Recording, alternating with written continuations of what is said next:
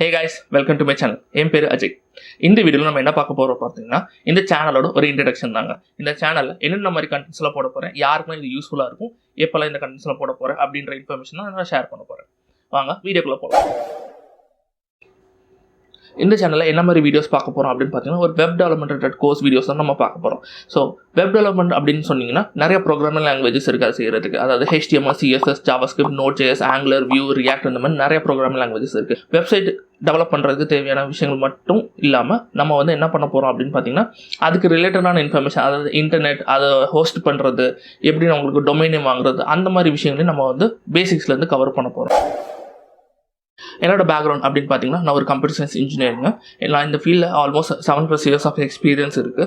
நான் கொஞ்சத்துக்கு முன்னாடி சொன்னேன், அந்த எல்லா ப்ரோக்ராமிங் லாங்குவேஜில் தான் நான் டே டு டே டெய்லி லைஃப்பில் நான் வந்து ஒர்க் பண்ணிகிட்டு இருக்கேன்.